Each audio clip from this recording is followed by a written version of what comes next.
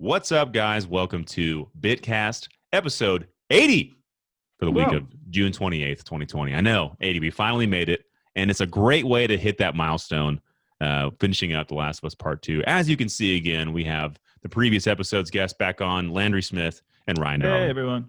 Hey, everybody. Gentlemen, thank you so much for being here. Thanks for having us, man. Yeah.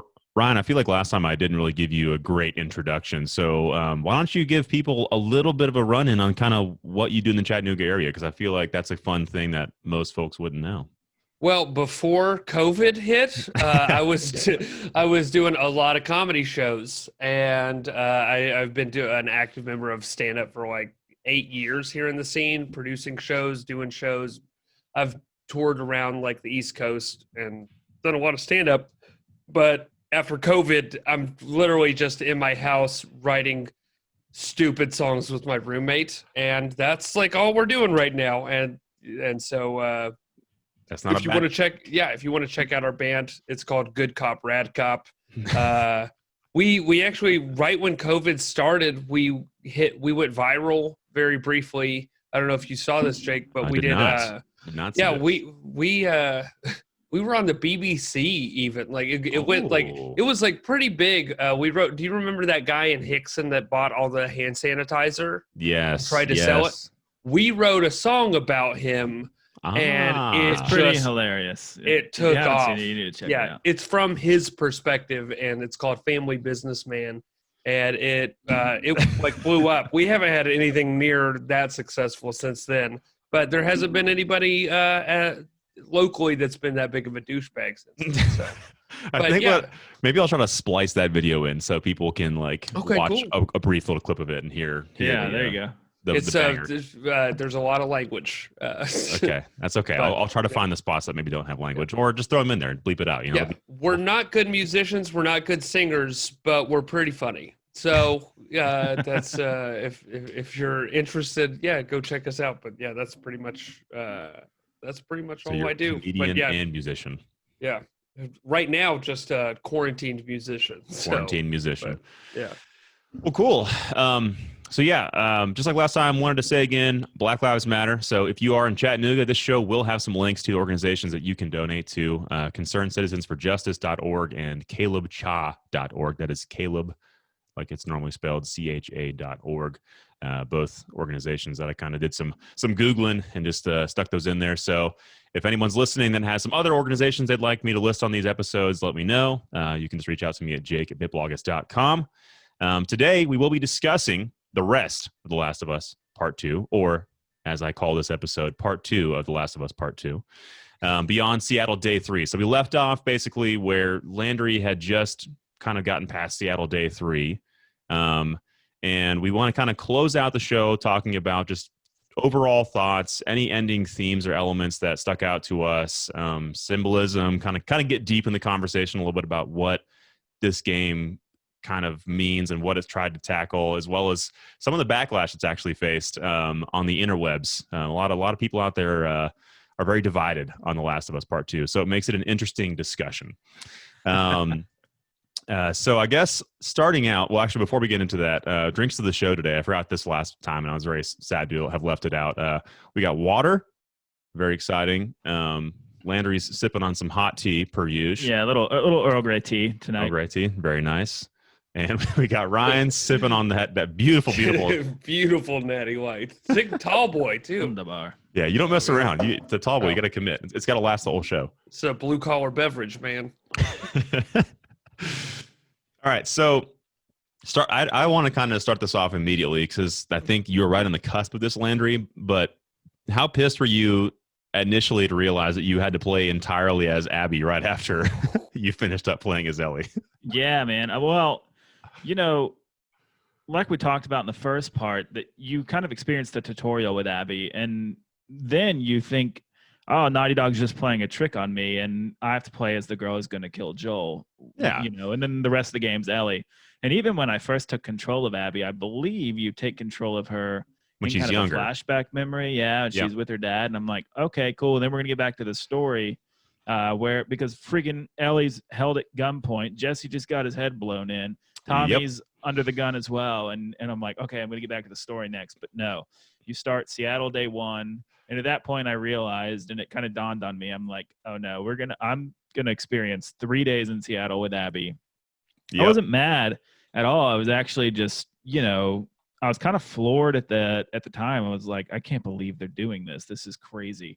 And I can't wait to see how they're going to make this an engaging experience, really. And maybe maybe I have too much faith in Neil Druckmann and the team at Naughty Dog, but I already kind of liked Abby, to be honest, after that youthful scene. And then also you see the spiral of just kind of hate that Ellie goes down into, and I was curious to see what Abby's story was. So maybe I liked Abby is the wrong thing to say, but I was curious about Abby at least.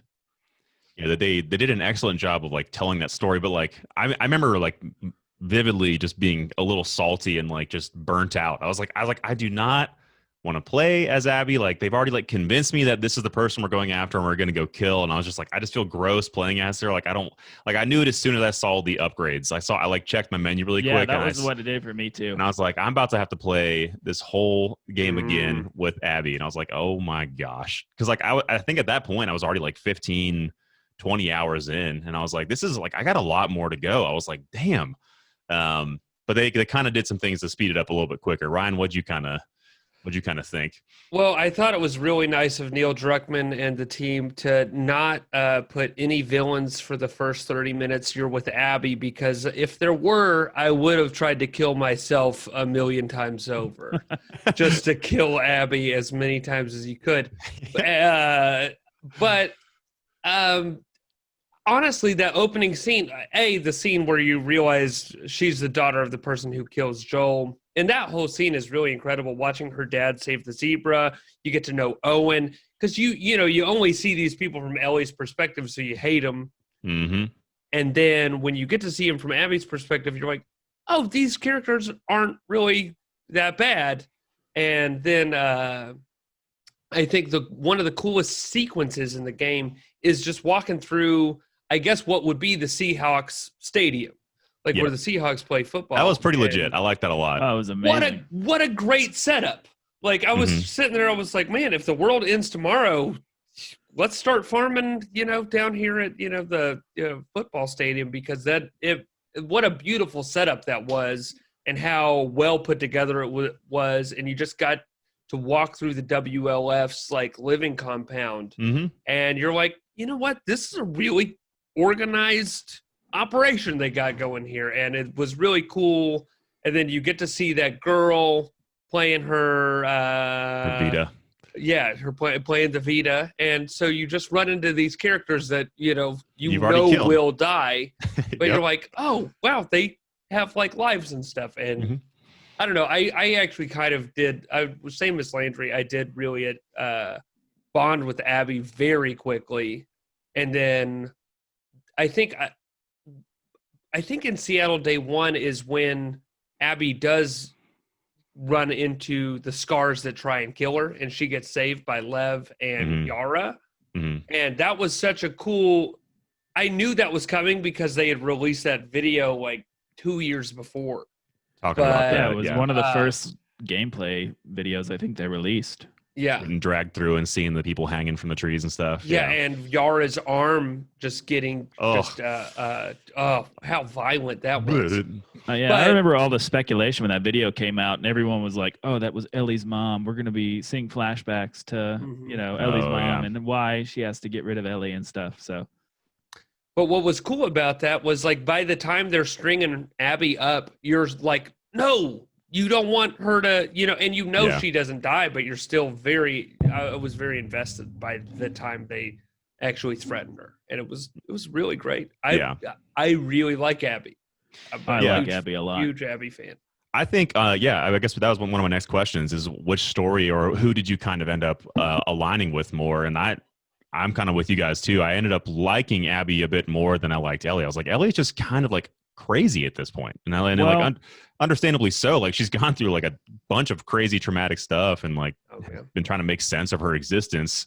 And like her being immune is like just and having that being revoked from her and like just trying to find her place and just never feeling settled. Like, I don't know. You can empathize with both, but in terms of just like, I think they did a really good job of making Abby a person that you can understand why they did what they did, and also like them as a person, even despite that.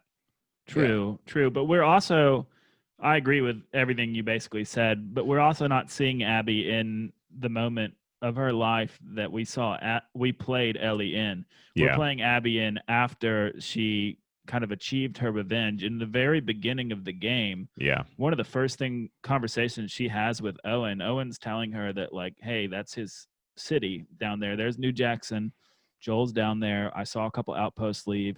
And she just is talking to him and she's like, okay, great. Well, we'll go get one of the people on patrol and we'll question them. And then he's like, oh yeah, like they're going to give that information to us voluntarily. And she's like, we're going to make them talk. And he goes, do you hear what you're saying right now? Yeah. You can see, even in Seattle Day 1 and Day 2, some of her friends, the way they talk to her, especially Owen's pregnant girl, which, you know, there's probably some other Mel. Yeah, thank you. There's probably some other underlying issues in their relationship, but you can see the way Mel looks at her. Like she saw the way that she not just killed Joel, but had like a bloodlust for Joel, and it had an effect on their relationship.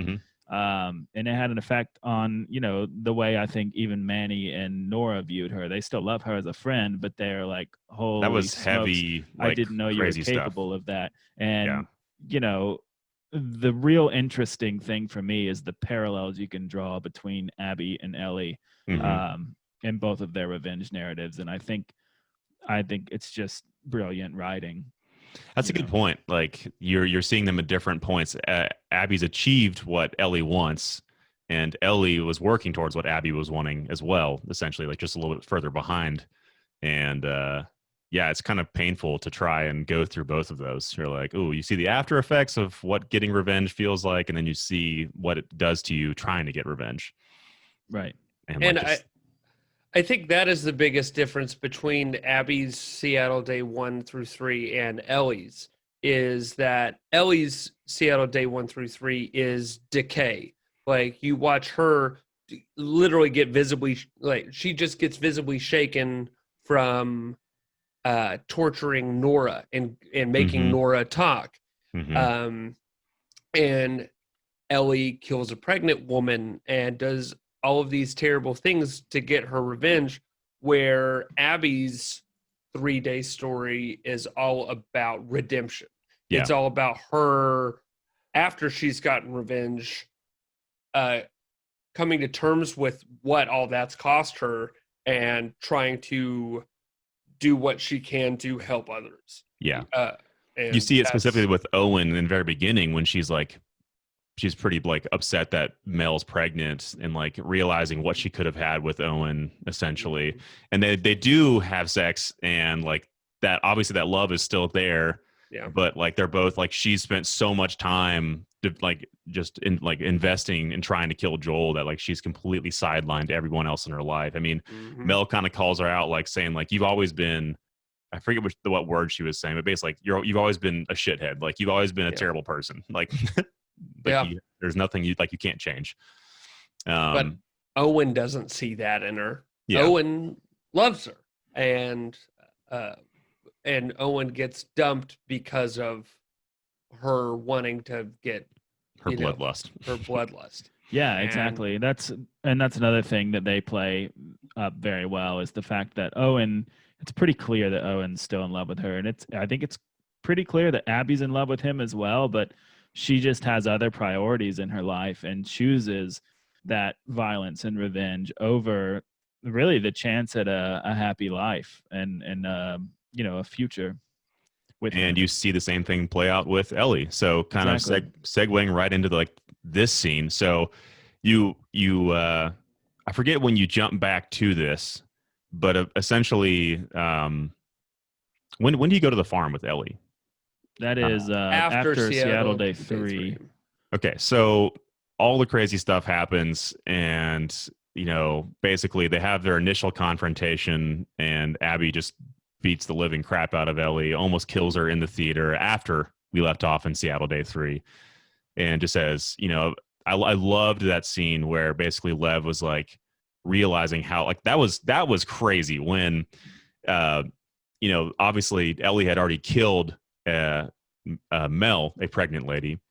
And so, when Dina comes in to try and save Ellie and, basically knocks Ellie to the ground, and Dina's trying to fight her, and she has a knife up to her neck, and Ellie's like, don't, she's pregnant.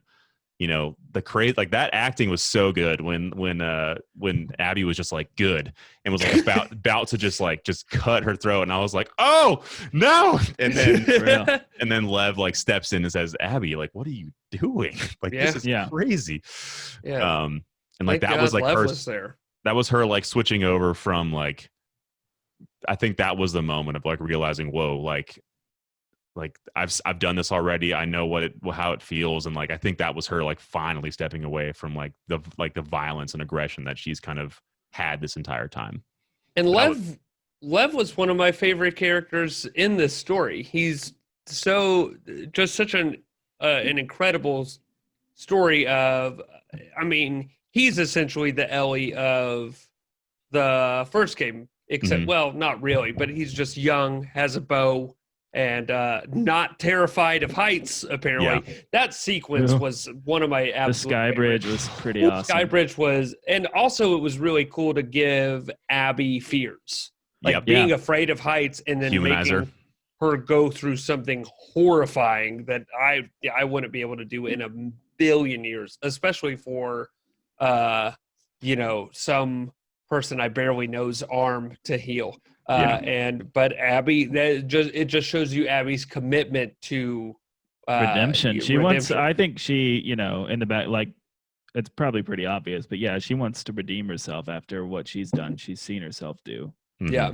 And so how many times that's did y'all a great die in scene. that scene? How many times did y'all die in that scene? I fell off the edge a few so many times. Yeah, I think I always twice.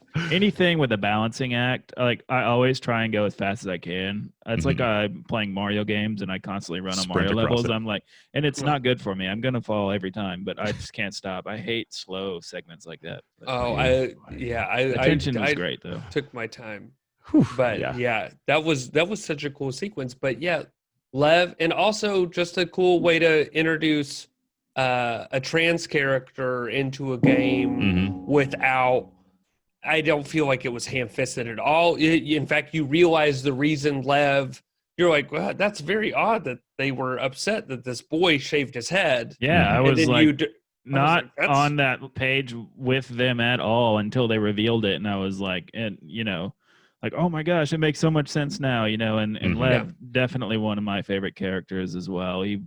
He was just, I mean, it was just such a beautifully written character. Through his whole arc was amazing. Yeah. I think so I guess talking about his arcs, like Lev's arc, the whole like Scar sequence or Seraphite sequence was pretty like, it was so fast. Like I felt like I just kind of like blasted through that sequence. And maybe because I had the pinging thing that let me like scan more easily and get through there quicker. But like, even still, like, I feel like we were in, and all of a sudden I was killing people in cornfields, which was awesome because cornfields was kind of fun because you could like stand up and you could like actually stand up and like shoot from them. That was kind of fun. But after that, I feel like it was just like boom, boom, boom, boom. Everything's on fire and let's get out of here. But the scene where we find Lev actually, and like he's had to kill his mom because she was going to kill him, basically, just like Yara predicted, saying like she's gonna kill him. Kind of just like a super sad story, and like crazy that he could just move on from that like right after, like, hey, we got to get out of here.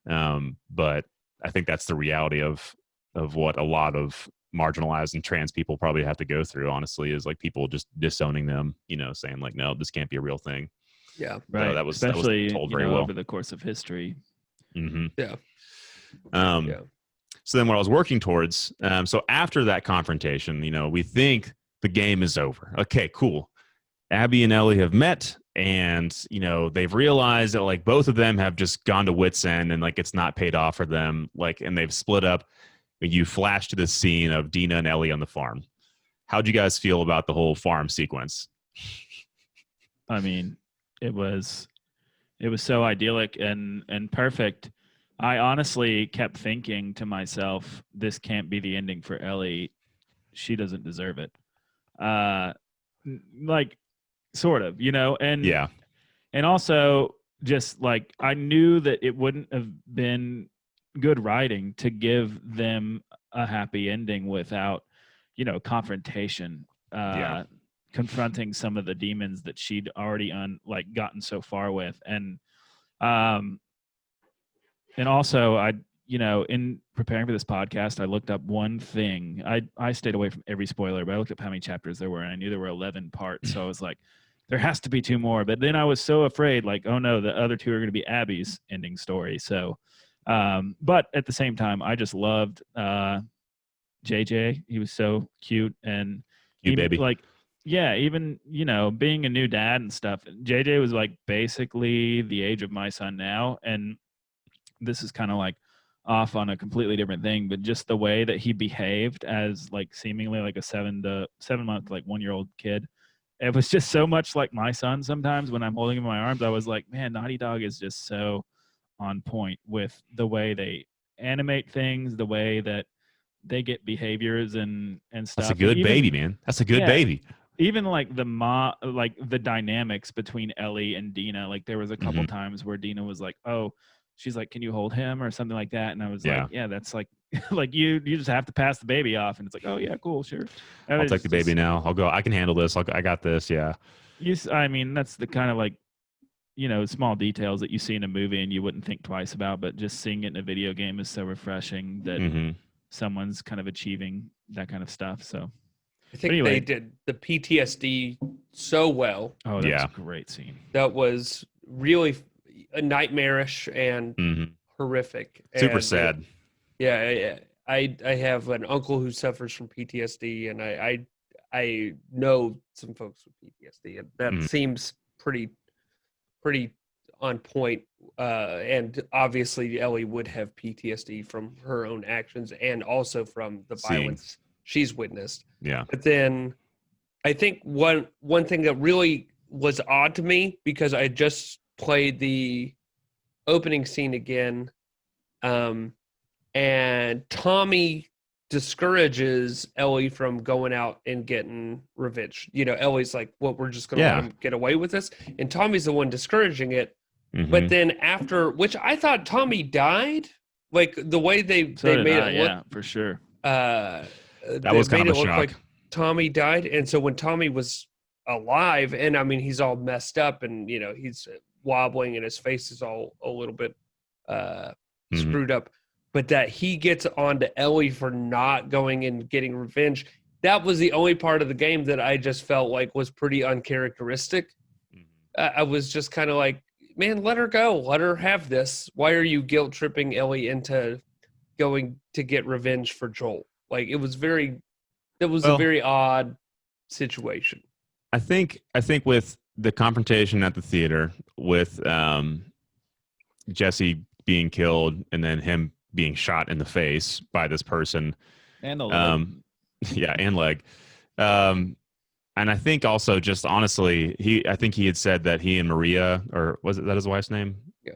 Maria, they were kind of split up, so they weren't doing that well. Well, I mean, you got to think too. That's on him. That's probably his fault. It is probably his fault, but at the same time, I mean, his entire way of life was taken away from him. I mean, patrolling and kind of probably being one of the guys that kept that city safe. That was probably his identity. And I mean, that was taken away from him. Plus he saw Jesse die and, she and his brother at the hands of the same, all 3 of those happened at the hands of the same person, all that stacked on top of each other. I mean, and then I'm sure, when you're in a state of mind like that, say your marriage is falling apart because of, your self-pity or your, your own actions, you still have something to blame that on. And I'm sure that at that point, he's probably not thinking like, oh, this is my fault.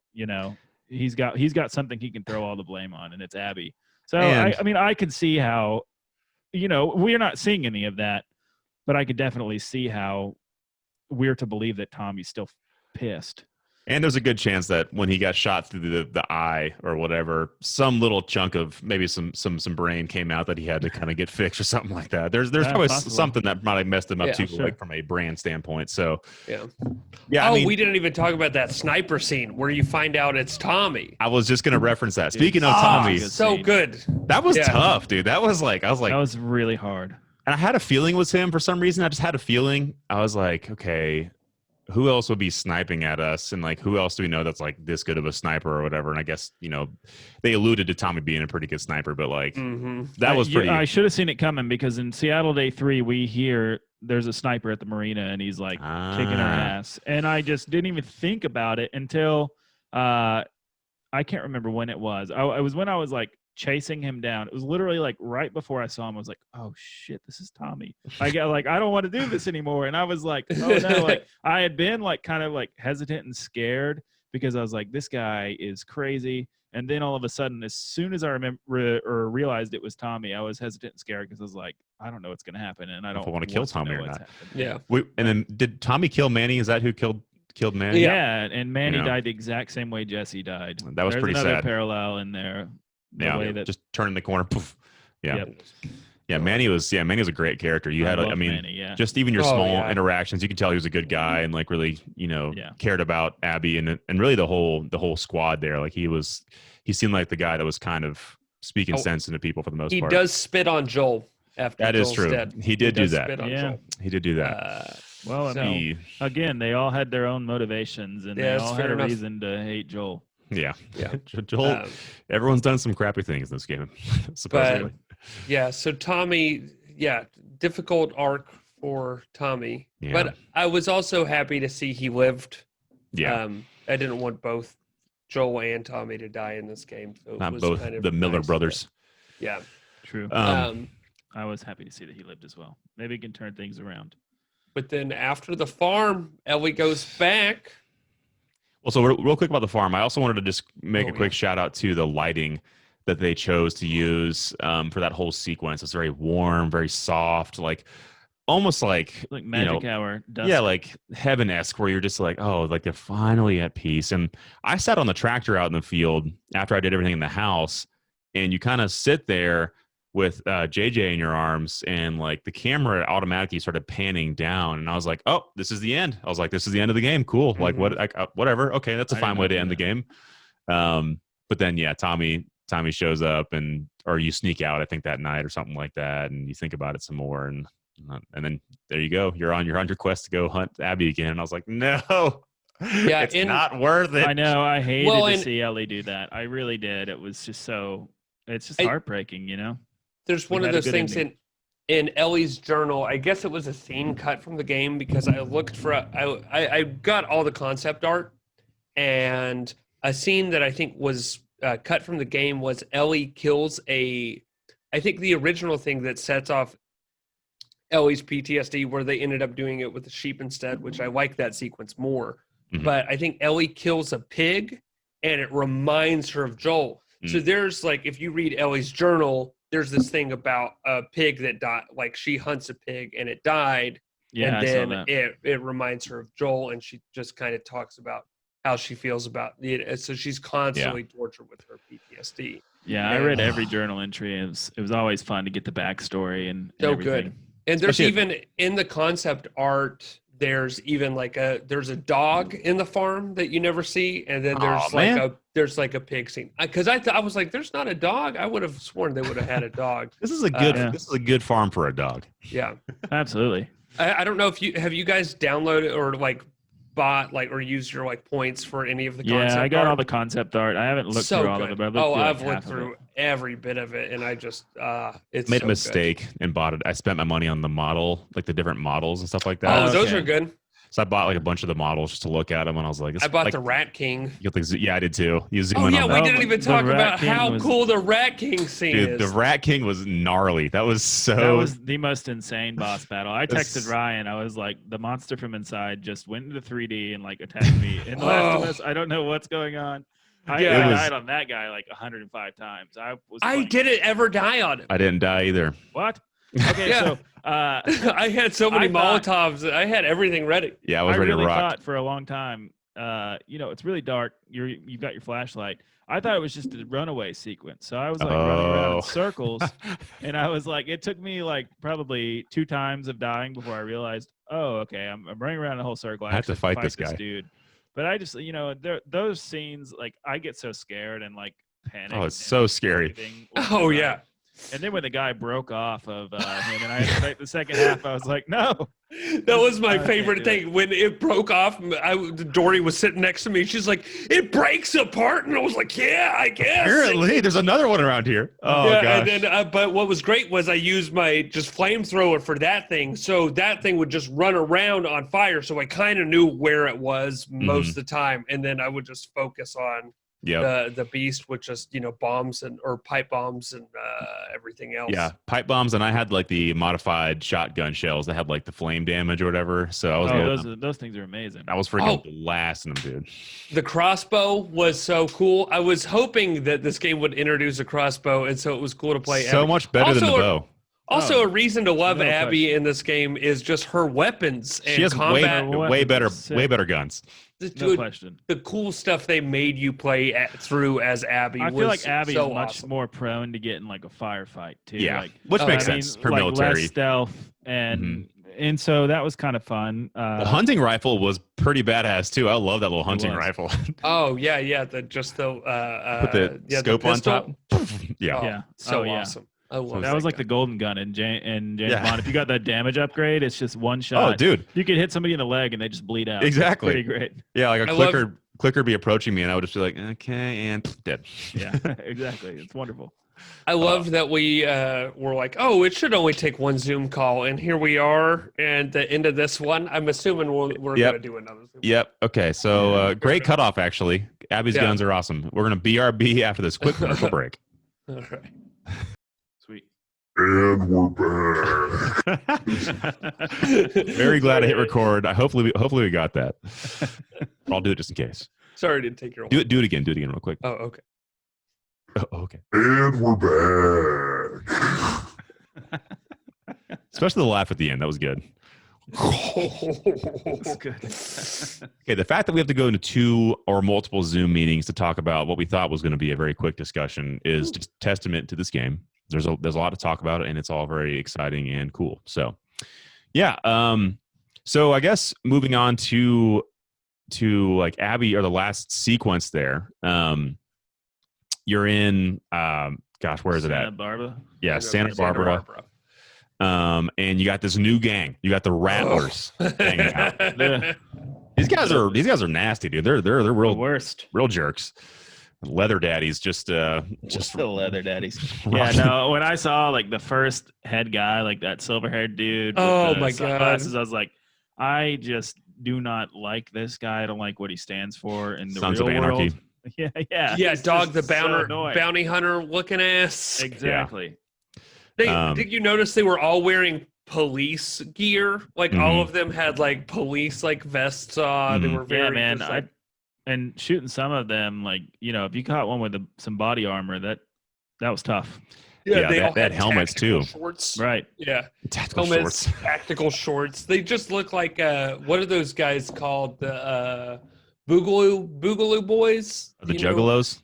No, the that's been a big thing, and they're like the BLM protests have been greeted by like guys like tactical bros, the like Blue Lives Matter guys, but they're all in like kind of Hawaiian shirts, but with like bulletproof vests on. They dress literally like the Rattlers The and they Boogaloo act- Boys.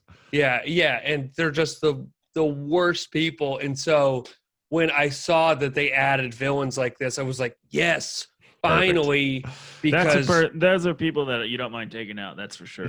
yeah, and they're also guys that I was like, they've been waiting their whole lives for an apocalypse to come around. So it was cool to see goatees and ponytails. Like I don't know if you guys watch Tiger King. Yeah. Okay. Oh, really? Okay. Doc Antle looking ass kind of guys. Yeah. Yeah. They look just like that guy. So just kind of just shitty and just the worst people. They had slaves. Yeah, and they would like chain. I guess what was the purpose of them chaining up like the zombies? Like I don't understand why they would necessarily do Did that. any of y'all release the zombies on them? Oh yeah. Oh yeah. Okay. Oh, yeah. I never did, but I didn't release the clickers. Oh, I did yeah, that too. I was afraid. Did they run on them? Yeah, they did. Yeah, I Oh, messed them man. up good. I just kind of, there was 2 clickers. So I just released them both and just kind of sat there and watched. And I was like, okay, don't come towards me, please. Yeah, I should have done that. I couldn't get Instead. close enough to the clickers without being seen Mhm. to release them to do Yeah. that. But I had to take out a few people first, and then I like threw a bottle like way far away, and like they all turned around really quick. So I was like, okay, this is my time. Like ran up really quick and got oh them. my god, yeah, That was actually a pretty tough sequence, though. Like there was a lot of dudes there, so hard. A whole getting lot, through yeah. that was tough. But I think like that's like the what results in this sequence is like probably like one of the greatest and like gnarliest endings to a I guess a final confrontation that you could imagine. I don't know if there's much else you wanted to say about Santa Barbara or Well, I mean that Rattlers. Abby Ellie fight, I think is both the Ellie and Abby fight when you're controlling Abby, and then the Abby and Ellie fight when you're controlling Ellie. Mhm. That's just a testament to my mind that Naughty Dog achieved what they were trying to do. You have you really care about both of these characters, and the Mhm. fact that you have to take control. Well, Ellie, I really thought she was going to kill Abby that whole time, and I was so emotionally exhausted at the end of that fight Mhm. and so just grateful that she decided to let Abby go. And it's interesting that Abby sees Lev like the one person that she has left in the world before she decides to kind of let Ellie and Dina go. Mhm. And Ellie, in the opposite of like her PTSD kind of flashbacks, has a flashback of Joel with just kind of sitting on the porch playing guitar, like something that reminds her of the love that he had for her. And Mhm. she's able to kind of let Abby go and do the right thing finally to hopefully break that cycle of violence and hate that they'd been trapped in for Yeah. That's actually a great that's like a great observation. So yeah, the initial they're walking to their first of all, just the fact that like the Rattlers had them like strung up on like crosses and like or essentially crucified. crucifying them, and like you saw the state that Abby was in. She had lost a ton of weight. She was like super sunburnt and just like completely just done. Like she was close. She was almost dead basically. Yeah. And like the fact that she's even able to still walk and like get back to the boat was like crazy, and so they're walking to those boats and you're like, okay, Abby's helping Ellie saying, hey, there's boats over here, let's go. And so she puts Lev in the boat, and was it a flashback of Joel dead again that like made her like change her mind basically and freak out. So they fight, and like only because Ellie threatens to kill Lev, which is like also super messed up. But Abby's like, all right, fine, let's just do it. Like, let's just get over it. I don't even care anymore. Like, I'm done. That scene was brutal. Hannah was watching me play that, and she's like, oh, this is awful. Like, this is awful. Why are you doing this? And I'm like, I have to do it. I have to fight her. Yeah, I died a lot against Abby just because I didn't want to keep fighting her. Like I just loved Abby so much I didn't want to fight her. But the scene when she, by the time Ellie finally sees Joel playing guitar, what's crazy to me about the whole situation was Ellie remembers seeing Joel playing guitar, and then the last scene is you realize that Ellie wants to work on forgiving Joel for what he did to her. And so it's not odd, but it's just poetic that her seeing, a scene of forgiveness is what ends up getting her to at least forgive Abby in a way. Yeah. And that's beautiful. It's a very, very touching moment about, her forgiving. And I'm so glad she doesn't have fingers anymore, but gosh, dude.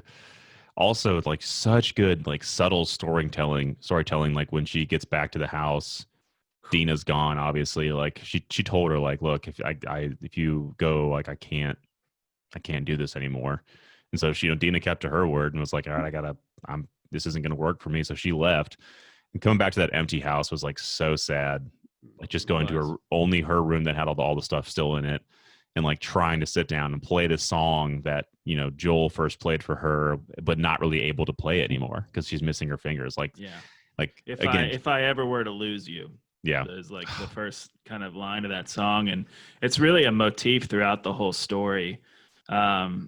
When Ellie, like before, like all the PTSD stuff, whenever she plays that song, we get like a flashback, or we're all thinking of Joel, because that first scene between Ellie and Joel is so impactful and powerful when he sings that to her. But yeah, and then missing those two notes and making that just thinking about the story that she's created for herself, and kind of the destruction and pain she's inflicted on herself. Like that's like a physical reminder of what her vengeance, or her, like, again, her revenge has cost her. But then also she has like everything else that's, like actual lives and everything else that's happened to her because of it. But like, this is always going to, like, her fingers are always going to be a reminder of like what she did to herself going through all that. And because of that, she almost in a way loses her connection to Joel, because she's no longer allowed to play the guitar. Like, her vengeance caused her to lose the good that Joel gave her. I mean, I guess she could learn how to play guitar the other way, but it's not easy. It's not easy to switch. Well, you got three fingers. You can you play a few chords. Figure it out. But also a cool little side note is that song is by Pearl Jam. It's called Future Days. It's by Pearl Jam, and it was recorded in 2013. And also, everybody who knows Pearl Jam, they're a Seattle-based band. Oh, wow, I didn't know that. I thought that was like an original song. That's my bad. No, yeah, that's Future Days by Pearl Jam. And because of this, because of the whole thing taking place in Seattle, I've kind of nerded out a little bit about Seattle, and I've been listening to more Pearl Jam, and Pearl Jam rules. I don't know. Pearl Jam definitely rules. Yeah, there's some Especially really great their, Pearl Jam. Early 90s output. Oh yeah, Vitology versus, but even their like later stuff. But yeah, that song is I guess like a Pearl Jam song from the year that everything kind of went to hell. There was a quote, I think someone, I think Kind of Funny or Greg had asked Neil Druckmann about this specifically. He was like, okay, Future Days, like, was this like the inspiring, like, was this what inspired the storyline? And he said, I believe the answer was no. But then someone's like, well, actually, the song couldn't have even like come out because concerts like wouldn't have been a thing. Essentially, this song came out right after the outbreak started, so there's no way they would have had like this song or something like that. And he's like, well, maybe Joel saw a video of the concert or something like that and saw them play the song ahead of time. That's how he knew it. Yeah. You can always work that around. Yeah, sneak it in just a little bit. Joel's from Austin. Joel's from Austin, Texas. They're a very music hip town. Yeah. I mean, he could have gotten a nice. He knows. Yeah. Austin City Limits tour. That's actually a really good question of who played ACL in 2013 before the outbreak. Yeah. Like who played it. Well, one thing about the game that we haven't talked about. Well, I don't know if y'all caught any other like symbolism or motifs, but like there's a visual motif throughout this story that I kept seeing over and over again and just thinking about over and over again. And that's moths, like moths to the flame, moths to the light. Ellie's got a moth on her guitar. Even the Fireflies emblem kind of looks like a moth the way it's graffitied everywhere. And then, of course, like every loading screen has moths as well.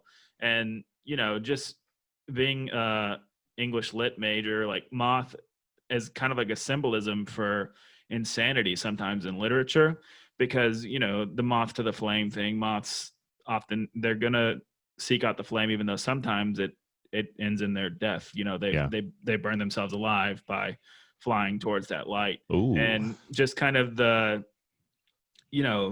just the insane pursuit of revenge and hatred in this cycle for both characters, Abby and Ellie. And then even Abby has other things that she's looking to the light in her arc, kind of away from her past and towards the future with the fireflies and stuff. So just, I thought it was really good storytelling and something you might see in a film. Really good, I would say, filmmaking even, to have those kind of visual motifs throughout the story as well. And that's something I've never seen in a movie before. I'm sorry, in a video game before. That's actually an argument I've seen a lot of people. So I guess that's kind of going into this, and this might bring it back a little bit. A lot of people are split on this game because of a lot of things. There's just some dinguses that didn't like that Joel died and didn't even care to see the story out. You know, they were so mad about it because they cared about the character so much, and I can kind of understand that to some extent. Like, it's telling that a fan base is so passionate about your story that like they get really upset when somebody dies. You know, like that's okay, whatever. But then there's people that didn't like it because it had represented basically minority groups, and it had a bunch of things that maybe straight white dudes wouldn't like anymore. You know, and so Oh no, those people are like offended and pissed at the game. You know, like, oh, this game's weird, isn't it? how fragile do you have to be? Sometimes I like, I love video Oh no, games I have and to stuff, play as a woman. but it's oh. so hard. It's so hard to identify as a gamer because it's just such a toxic and idiotic culture. So dumb. We're I think, and unfortunately, this is the state of the internet as well. But like the people that are like gamers like us usually aren't the ones that are on forums commenting and saying a bunch of that stuff either. We're not like ones that are in there like in the trenches with those people. We're just like I'm just gonna enjoy the game. I'm just gonna play. Yeah, I do think that the video game industry as a whole has a problem with highlighting that kind of toxic behavior. And I also suspect that a lot of that comes from immature high school, middle school boys who are just doing it for a laugh. And then to see that get, acknowledgement in any form is probably, just kind of fuel to the fire. It just gets an echo chamber of nastiness sometimes. Yeah. There were people who were really upset about even adding a trans character in the game, but I thought it was amazing just to be able to play, alongside of like trans characters, Asian characters, lesbian characters. I mean, lesbian characters, a straight character who is muscular and female. Like everybody was every like stereotype of every minority group and everything Yeah. that you might think, and it's just, Abby. None of that mattered. Badass. It did matter that was in the game. I'm very thankful it was in the game, but like that didn't detract at all from what you experienced. Like it honestly probably made it better. It's like this is not like every other game that I played. Yeah, it's not like when I feel like there's ways sometimes you'll maybe not in video games, but in movies they'll be like, this is the black character and they're supposed to represent wisdom, and like they'll just ham fist you something, and you're just like, okay, that was very. Sometimes you'll just see somebody be like, well, and this is my black friend. And you're like, this feels a little odd that you're having to mention that, where this game was just like, hey, these are the characters you play. And it's a very diverse array. And if some chuds, neckbeards are not going to play the game because they don't want to be a woman, it's like, dude, who gives it? Just who's the fragile one now, you little snowflake? Like this game is incredible, and if you can't get over the fact that women can be strong, then you're a fucking idiot. I don't know. These people it's so dumb, and it just makes me so happy that these chuds had to play as a woman and just be mad the whole time, but then be like, oh, that's a good game. It's one of the most successful PS4 titles ever. It's sold 4 million copies in a week. So it's like, that obviously isn't the majority thought, but right. Even if they did feel that way, they still bought the game. So it's our money now. The thing now. about Joel, I can understand loving that character. I really do love that character. I think he's incredibly written, but at the same time, if you played through The Last of Us and really paid attention to it like all of us did, this makes sense. This story ending makes sense for him. It's justified. And, that's the way the world works, Apparently the story was written to have Joel die this world works a little bit later. in the game. Yeah, sorry. One of my best buddies just played Last of Us 1 for the first time.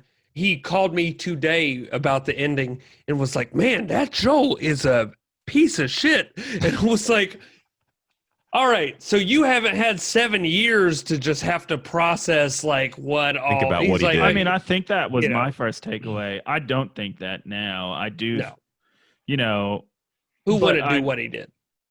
Yeah, Well, exactly. and that's actually a great segue. Sort of, I want to come back to the discussion around The Last of Us, but too. that ending scene really, I think, just put a perfect like bow on it, where my you gosh. go back to Joel and Ellie on the porch Mhm. after the fight in the bar, I guess, or whatever, and he tries to stick up for her, and she gets mad at him.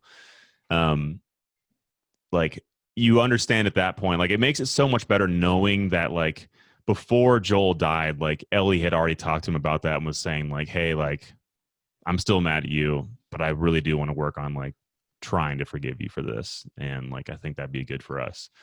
So it was like a real, because, like, you kind of didn't know. You didn't know the entire time, like, how Ellie felt about him. You sort of, like, you knew that she knew eventually what he did. Like, that was, I didn't know that secret was going to come out. I thought that she was going to find out from somebody else, and then there was going to be a huge confrontation between Joel and Ellie, and that was going to suck. But, you know, it was good that he at least told her when she finally asked him for, like, the 16th time, like, what happened. But Yeah. like, that put a perfect bow on the end of it, just saying, like, okay, wow, that's a It great did for way. sure.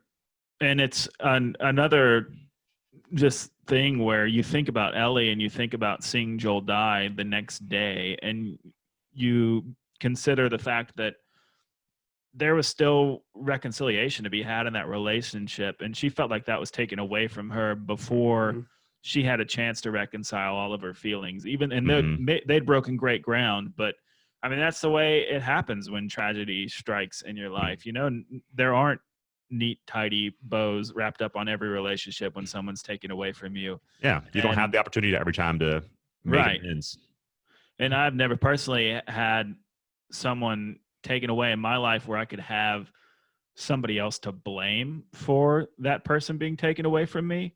Yeah, But I can imagine if I did, I sure as hell would have focused a lot of negative energy towards that one particular person, you know. yeah, Having experienced tragedy and knowing all of the negative emotions that come into play after that, oh yeah, if you have an outlet to channel all those into, I mean, I can only imagine what that would feel like. So hmm it's just an incredible story, and I have been thinking about it, you know, since I turned it off last night, and I really do genuinely believe that. And I don't know if listeners know, but like I'm a big literature guy. I read a lot. I watch a lot of movies, but I think this is the best revenge story I've ever seen in any medium. hmm And we're talking like Les Mis, Count of Monte Cristo. Those are a couple of my favorite books. Uh, I've never seen it told both from two different perspectives who are kind of at war with each other. And you feel like you love both characters and you want both of them. You don't want both of them to get revenge. You want them both to just wake up and realize like you're destroying your life. Well, Yep. revenge is the plot of the game, but I would say the story is about forgiveness. And Maybe. that's a Yeah. different, you know, that's like a different kind of story, because I mean the whole plot of the game centers around revenge, but that's really not what the story is really about. Yeah, The trying to work story towards is story, reconciliation. yeah. And because Ellie not forgives, but doesn't. I mean, I guess in a way of just not murdering Abby outright. That's pretty That's a forgiving. sense of, yeah. She lets her go, and it's like, okay, my bad. Mhm. That is, I would say, some form of forgiveness, and that's the forgiveness.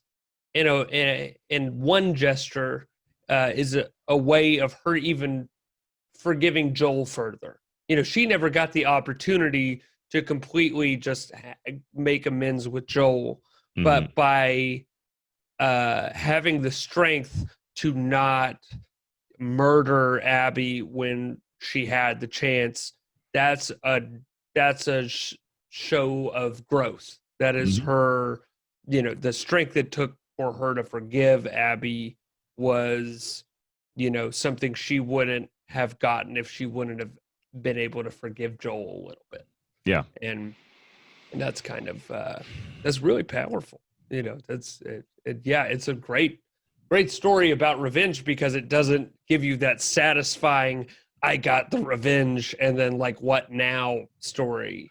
Yeah, and it's going back to some of the criticisms that I've read on this. I've read some people having a backlash to the fact that the whole game is spent on Ellie getting revenge towards Abby and she doesn't actually get it, and that's like a negative thing. They're missing the what point. game are you playing? Like what, and also like it's just shocking to me. Like people, how shallow do you want your story to be? Exactly. Well, and I think there's a lot of video game crossover with like superhero, like popcorn blockbuster movies. Mhm. And this is not your like entertaining blockbuster movie. This is not a happy ending. This is not, this is dealing with heavy, mature themes.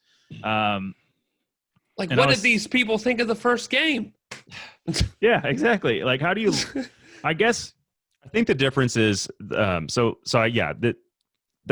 actually love that there's like a big disagreement among this because it just goes to show like that they've achieved what they wanted to achieve, which is make a different game with a different story. I think that's a good point. Because if they had just made like a Last of Us 2 that was very similar to the first one, it's just like, and it ended the way everyone wanted it to end. Maybe I guess honestly, the first one did not end the way you wanted it to. But regardless, I think like doing this was like just such a better take and a take that hasn't happened yet in games. So I think they've done exactly what they wanted to do. But what I was saying is like a lot of people are saying that they don't like it because of like its message, because of like how grim it is, and because of how just how much they force you to like do things that you like necessarily don't want to do, or and I think that's okay. Like that's a fine criticism, but I think again that was intentional. I think that was on purpose. They want you to be able to like feel remorse and feel like kind of repulsed by the actions that you're having to like actively make the person do. For sure. And then people are saying that like this isn't really as much of a game as it is a movie. How do you guys feel about that kind of criticism? Like people are saying like they're not even using the strengths of the medium that much, really. Like a lot of it is just foolish. Like movies. Insane. They just took the video game medium and gave everybody a template for it. They did that with The Last of Us 1. Mhm. And the only game I've seen this entire generation that even comes close to following up on that is God of War. Mm-hmm. You could Yeah. argue Red Dead, but I think Red Dead is really kind of building off of their own template with the Grand Theft Auto series, Yeah. and even Red Dead Redemption, the first one. Yeah. And they do a little bit of a different thing, and it's okay. I don't think it has near as much weight as far as a video game. I think they kind of get in their own way. Yeah. But that's a conversation for another day. But God of War, I think, really took the template of an on rails. When I say on rails, I'm not talking like an on rails shooter, but like an on rails story. Like you can't cheese your way out of this, or like you don't get to be like a good guy or a bad guy or have choice in the story. They're telling you this a is the direct story. Yeah. Mhm. but they're doing it in ways that really, like, I mean, that fight with Abby and Ellie, when you physically have to press that button and you have to fight in the water to the point to where you're just like fatigued. You're like, I want it to stop. I don't want to keep beating up on this person that I've grown to really care about. Like that kind of emotional pull. I've not had that feeling before in a video game. And it's because that's incredible storytelling, and they're using them. And really, I mean, you can look back to the Uncharted games just Uncharted 2, when they started putting that seamless gameplay into cutscenes.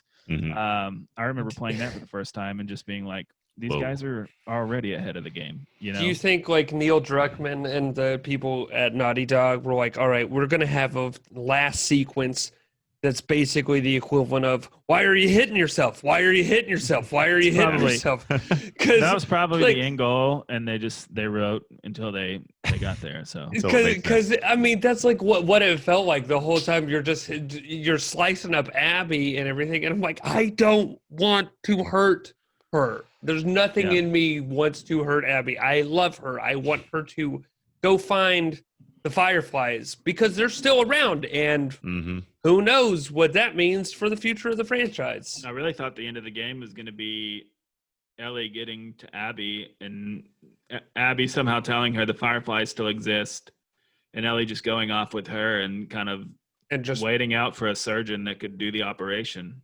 That'd have been interesting. That's I gonna guess be that's part 3, a, baby. that's a good. I hope they don't make a part 3. That's a good. Maybe ending it'll question. be DLC. I don't think there is plans to make DLC. Or Yeah, no. Ooh, I want to say it was a multiplayer option or something. I think they're gonna have like a multiplayer option. The Last of Us original multiplayer was actually really cool. Yeah, I've heard good things actually. But I really enjoyed it. Double check on that. I could check on the internet right now, but I'm too lazy. I did hear that the factions multiplayer is coming back. And multiplayer is coming, but I do not think DLC is planned as of right now. I want a part 3 so bad. I don't know if I want a part 3, but I wouldn't mind like a Lost Legacy type game where they gave us like a 13-hour adventure or something like that. I don't want another 30-hour game. Ooh. I've spent 27 hours. My heart, I don't think could handle another one, but No. I want it really bad. Maybe it had lighter tones. Maybe it had lighter tones like Left Behind, the first DLC. You know, we're like, oh, this is nice.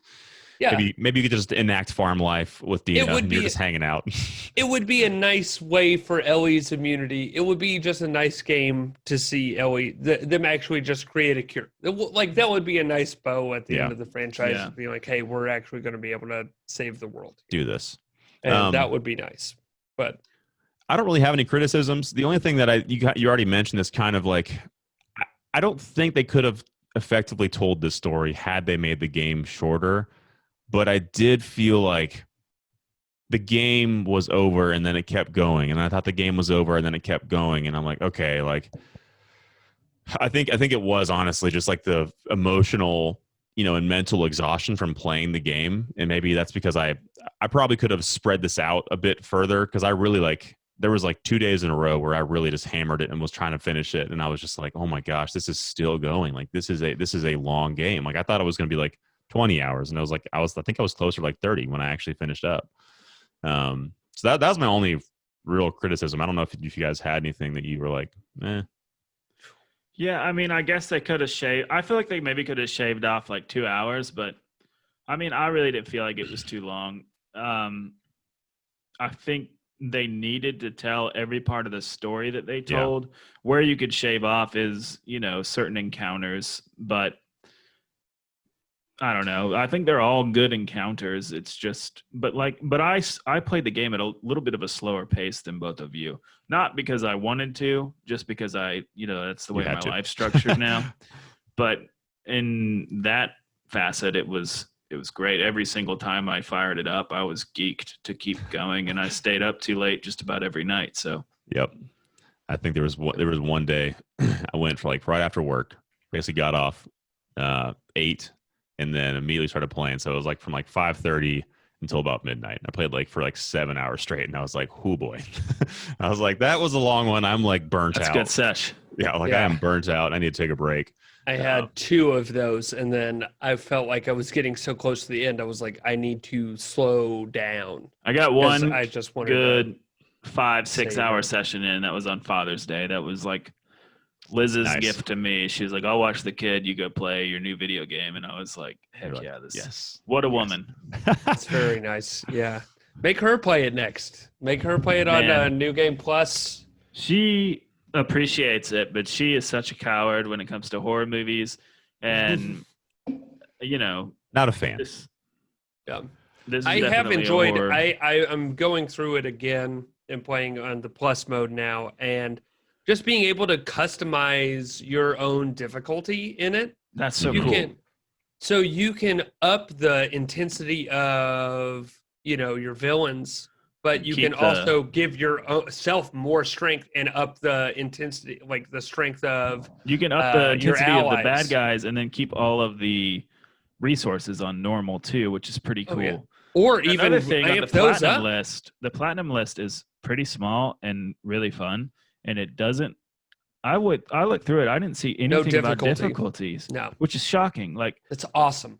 Naughty Dog's games in the past, I like to find platinums when I can. They've been horrible. Like their platinums are terrible. Like especially had The the Last of online Us. component you had to For play. The Last of Us, you had to play the factions mode. Like you had to put about 40 hours into it to even have a chance. Mm. And I got all of the single player content, and that included beating it on Crushing and Crushing New Game Plus. Oh, that's impressive. Ooh, That's impressive. wow. I'm not as brave as you. Oh, playing The Last of Us Part 1 on Crushing is the best way to play the game. It's better because your listen Because you mode die doesn't every time, work. basically. No, your listen. I mean, it's really not that hard, except for you don't have listen mode. It's Oh. just that much more Okay. scary. So the enemies aren't that much stronger. They're a little stronger, but I mean, by that I point, also don't think you know how much ammo you have too. That's the other thing. yeah. Yeah. But you just Dang. learn how to use smoke bombs and everything in your inventory, and you'll be fine. Run away. Yeah, do a lot of running away. You can't run as much in that game, though. So yeah, I mean, we have like 6 minutes left, so that's actually a perfect kind of like ending point. Closing thoughts. I mean, really, we've already mentioned this. I sort of said it in the last one, but I'll repeat it again. I do think that this is probably like this game is going to sit with people for a very long time because of the story that it tells. And you're always going to remember these characters. You're always going to like remember like how you felt when you played it, which is like a testament to its storytelling again.